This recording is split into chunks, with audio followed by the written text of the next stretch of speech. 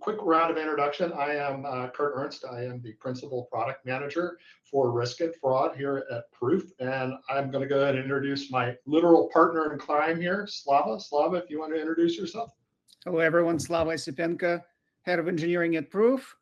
I'm working with Kurt on fraud detection solutions.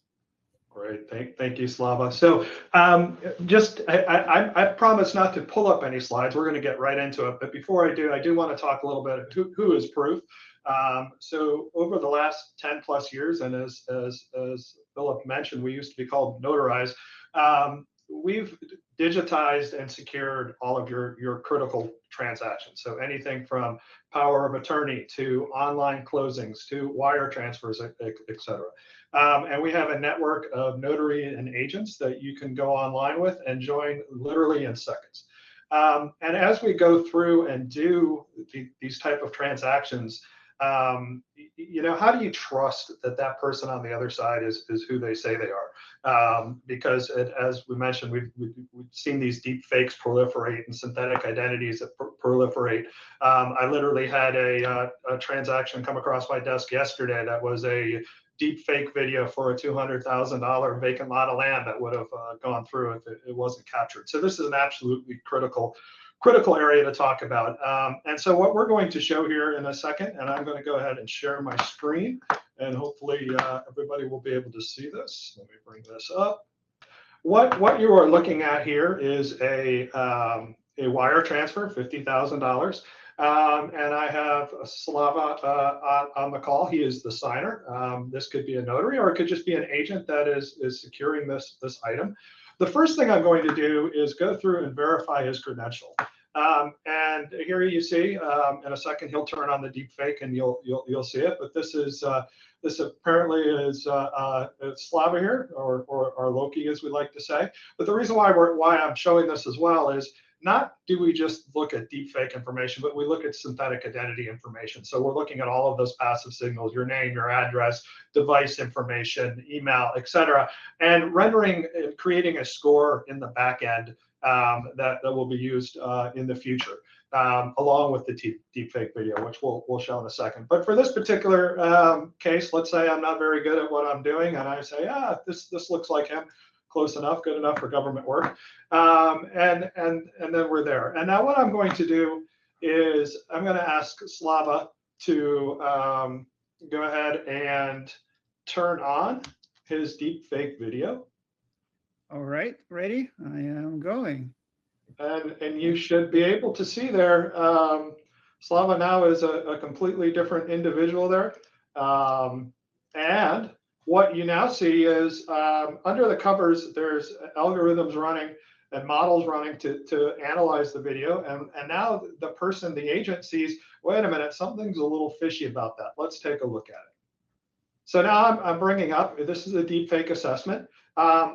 Before I go through the actual details of what happened, Slava, can you talk a little bit about how hard it was to set this up?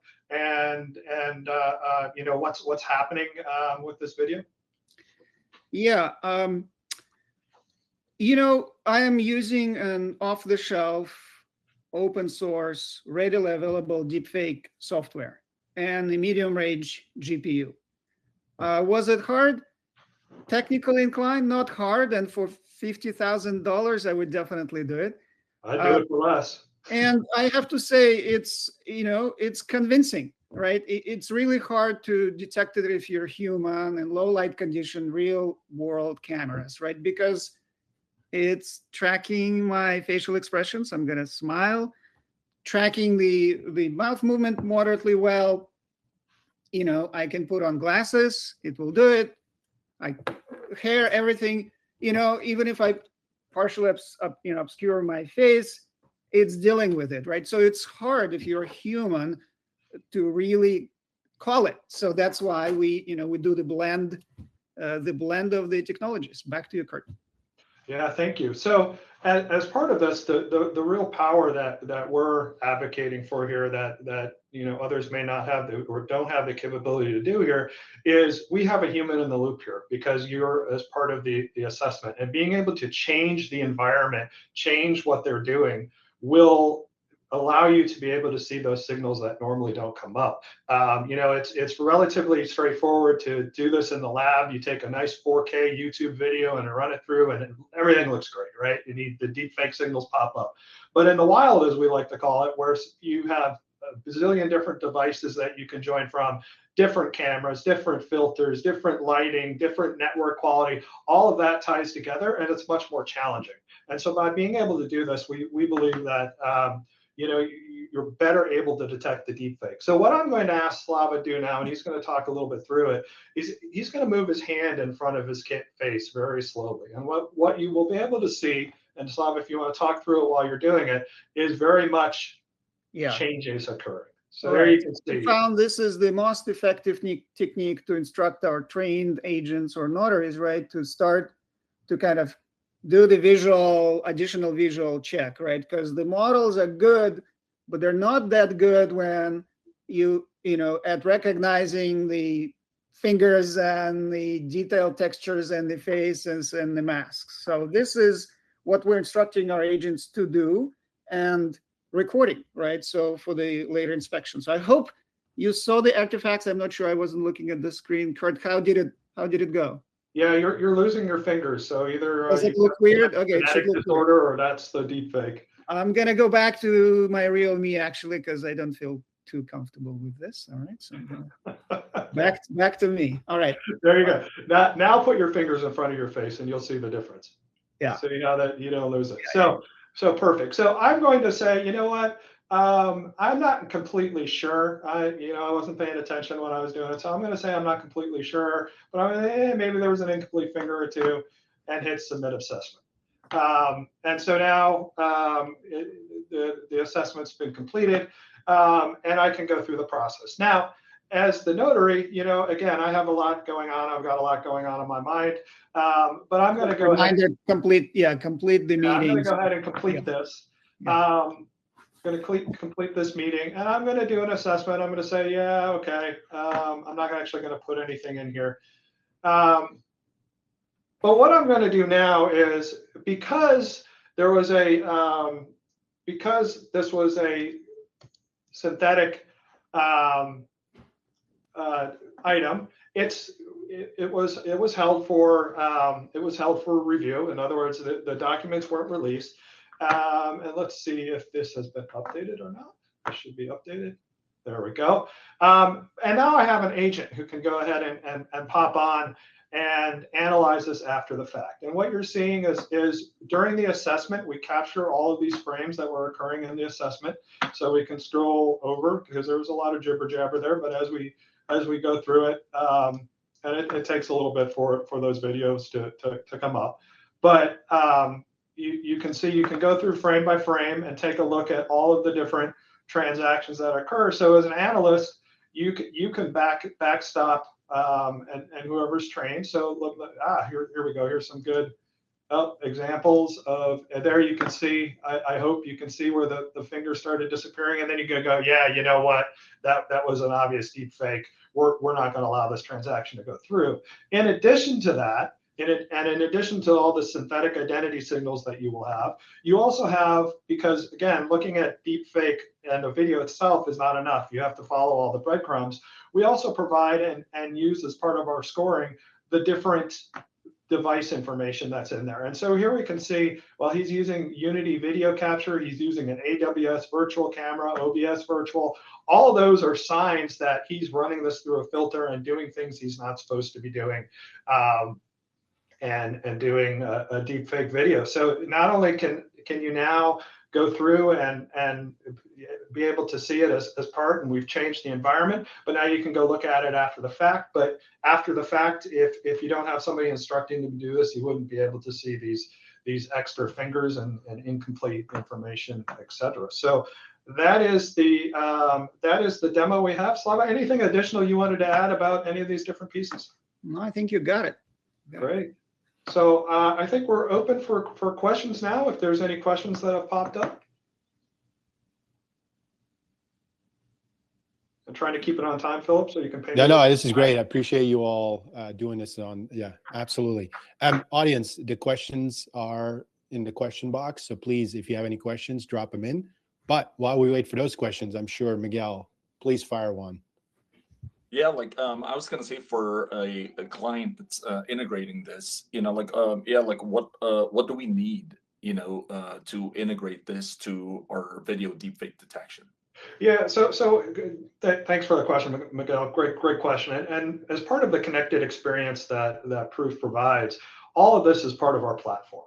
So as you're using our notary service and all these other type of products that we have, all this runs under the background, and it's integrated. It's literally as easy as turning on a switch on our side and being able to have that. So there's no additional integration needed from the customer side. It's turn it on and go as part of the connected platform. One click integration, I would say. Yeah. So obviously this market moves quickly. New model comes out, fraud gets better. How do you all stay on top of this? Or how do you try to at least stay even, if not a little bit ahead of the industry? What are you all doing for that? Yeah, and it's really not staying ahead of the industry, it's staying ahead of the fraudsters, right? And sure, yes. Yeah, and I think the answer is, I don't ever think you're actually going to be ahead of them. You're hopelessly outgunned with this type of video signals that come in. They only have to be right once. There's continuous evolution and democratization.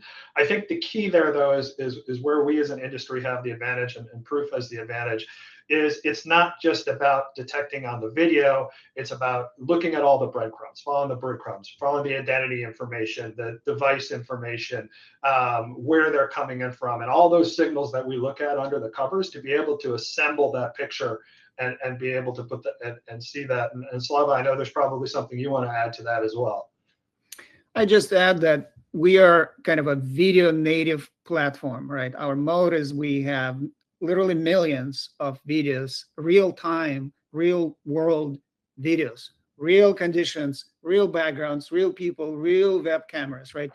Which is where it gets tricky, right? The perfect world synthetic deepfakes is one thing, but recognizing it in real world is hard. So because we have access to this vast number of data and videos, we actually can develop and test the models for both accuracy and like low false positive rate, for example, which is critical. Otherwise there's so much noise, there's not going to be value to our customers. Yeah, we have like one question from our audience, right, from Mohammed. In a real world production setting, how often do agents actually catch deepfakes without the model versus the other way around? And what interventions have you found are realistic to expect from a busy agent with higher volume? Yeah, that's a great question. The notary is doing so much through the process, or the agent is doing so much through the process. They're looking at documents, they're looking at other things, and humans are notoriously bad at being able to see deepfake, unless there's just something brutally obvious, like fingers disappearing or things like that. So honestly, very rare, and then it could be a network issue, right? Maybe the network's flaky, that type of thing. So very rarely do we actually ever see them catch the deepfake videos that we come through without this type of an interjection. And that's why it's so powerful to say, hey, flashing red light, take a look at this, think about it, look at it. Otherwise, it'll slip by. Exactly. I would add that it does happen. The notaries, the agents do decline the meetings, as we call them, because they suspect something off. But as you rewatch those videos, it's interesting to see that because they're not sure, I don't feel comfortable to tell you in your face that you're a deepfake. They will actually start using other reasons and other excuses to terminate the meeting. They will say, oh, your connection is slow, or something is weird, or I cannot read your ID, right? Where it's obvious something is off, they will terminate. So I think with that human in the loop, and the clue is basically from the technology, is the best of the both worlds. Awesome, folks. Thank you so much, Kurt, Slava. Really appreciate you joining us for this demo. It's super insightful.